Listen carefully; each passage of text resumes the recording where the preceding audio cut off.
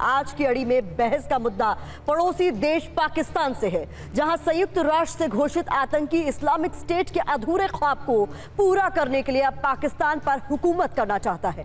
ऐसे में सवाल यह है कि क्या दुनिया का मोस्ट वांटेड आतंकवादी, मुंबई आतंकी हमले का मास्टरमाइंड, लश्कर तैयबा का आतंकी सरगना, सजा याफ्ता मुजरिम हाफिज सईद पाकिस्तान का प्रधानमंत्री बनेगा?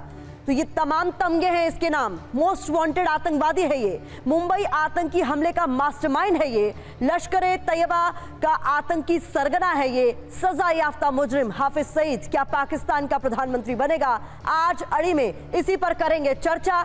हाफिज सईद की प्रोफाइल सबसे पहले, आगे बढ़ने से पहले आपको बता देते हैं।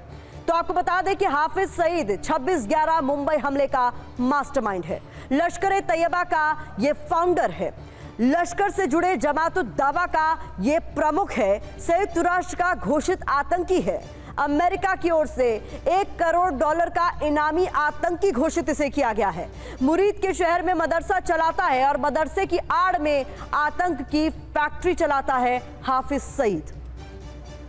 हाफिज सईद मुंबई में 26/11 आतंकी हमले का मास्टरमाइंड है। पाकिस्तान का यह आतंकी सरगना हजारों बेगुनाहों का हत्यारा है। हाफिज इन दिनों सुर्खियों में क्यों है, आपको यह भी बता देते हैं।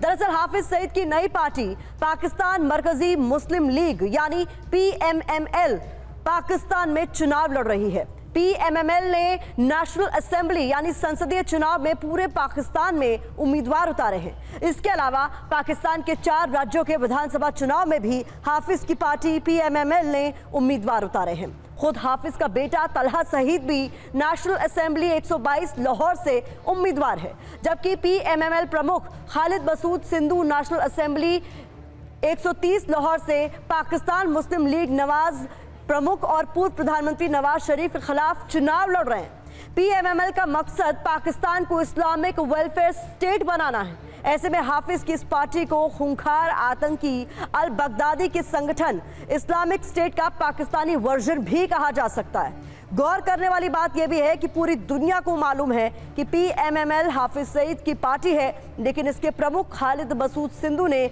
आतंकी हाफिज सईद से अपनी पार्टी के रिश्ते से इनकार किया है। वैसे इस इनकार की वजह PMML पर प्रतिबंध का डर है, क्योंकि इससे पहले हाफिज की पार्टी मिली मुस्लिम लीग पर बैन लग चुका है। तो बहुत महत्वपूर्ण जानकारी आपके साथ हमने साझा की है, लेकिन बता दें इस वक्त खास मेहमान हमारे साथ जुड़ रहे हैं। हमारे साथ इस्लामाबाद से पत्रकार हैदर हयात खान जुड़ गए हैं। इसके अलावा हमारे साथ दीपक वोरा सर जुड़ गए, पूर्व राजदूत, और colonel retired Shailendra Singh defence expert के तौर पर हमें ज्वाइन कर रहे हैं। कुछ और मेहमान भी हमें चर्चा के दौरान ज्वाइन करेंगे, लेकिन हयात साहब सबसे पहले आपका मैं रुख करना चाहूंगी और ये जानना और समझना चाहूंगी, लोकतंत्र जमहूरियत का मतलब होता है जनता का शासन, लेकिन क्या ये जो खबर हम दिखा रहे हैं इसके बाद ये मैं मान लूं कि पाकिस्तान में अब आतंक का शासन होगा?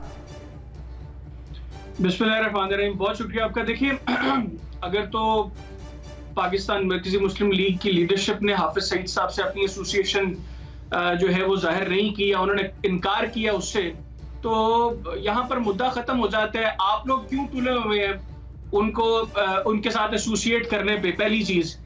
दूसरी चीज ये कि पाकिस्तान के अंदर अब इलेक्शंस होंगे, पब्लिक जिसको चाहेगी, जिसको पसंद करेगी, उसको वोट देगी। गुज़िश्ता इंतखाबात के अंदर भी एक पॉलिटिकल पार्टी को गुज़िश्ता इंतखाबात के अंदर भी एक पॉलिटिकल पार्टी की एसोसिएशन हाफिज सईद साहब के साथ की गई और इंडियन मीडिया ने भी बड़ा वावेला किया, लेकिन पब्लिक ने उसको पसंद नहीं किया। इन इंतखाबात के अंदर भी पब्लिक जिसको पसंद करेगी वो उसको इलेक्ट करेगी, उसको वोट देगी। और जब उनकी लीडरशिप ने खुद को डिसएसोसिएट कर दिया है तो मेरा ख्याल है मुद्दा यहाँ पर खत्म हो जाता है। अब ये कर्नल सिंह साहब जितनी मर्जी उंगलियां हिला लें, इनकी उंगलियां हिलाने से मतलब झूठ सच नहीं हो जाएगा। ठीक है, आपने कर्नल सर का जिक्र कर दिया है, तो शैलेंद्र जी आप कैसे जवाब देना चाहेंगे? कह रहे जनता जिसे चाहेगी उसे चुनेगी, चाहे भले वो आतंकी क्यों ना हो। आप मेरे हिंदुस्तान के वो पाकिस्तान है जो अपनी मर्जी से बाहर गया। मुझे बड़ा दुख होता है जब आप उंगलियां हिलाने की बात करते हैं। हम एक्चुअली अगर कुछ हिलाने पर आ गए तो आपको मालूम है क्या क्या हिल जाता है, इसलिए उसकी बात नहीं करेंगे। मुझे दुख इस बात का है, आप जैसा पढ़ा लिखा इंसान अगर एक टेररिस्ट को साहब के तौर पर बोलेगा, हाफिज सईद साहब हो गए, पूरी दुनिया, यूनाइटेड नेशन पागल है, मेरी उंगली तो पागल है ही, लेकिन पूरी यूनाइटेड नेशन, मुझे लगता है मेरा पूरा पाकिस्तान इतना गरीब हो गया कि एक टेररिस्ट ही मिला हमें कि उसको इलेक्शन में आना चाहिए। आप बोल रहे हैं कि लोग बचे कहां? आपकी ISI बीच में आ गई, आपकी टेररिस्ट आर्मी बीच में आ गई, आप उसे टॉलरेट कर पा रहे थे, मैं मान लेता हूं। आज आप जैसा समझदार इंसान अगर टेररिज्म के साथ खड़ा होकर उसको पब्लिक का रंग दे रहा है, इस तरह की बात है कि आप मिसगाइड नहीं रह सकेंगे, आप अपनी आवाम को अल्फाज का इस्तेमाल अगर आप करेंगे हम टॉपिक पे नहीं रह सकेंगे। मैं आपसे रिक्वेस्ट करूंगा कि काइंडली सही अल्फाज का चुनाव करें। साहब सुनना तो पड़ेगा। मैं आपकी पूरी बात सुनी, आपने मेरी उंगली हिलाई, मैंने तब भी कुछ नहीं कहा, मैंने तो अभी एक टेररिस्ट के बारे में कहा है। तो आपको बताया कि आप परेशान तो कुछ नहीं होगा, परेशान होने वाली बात है।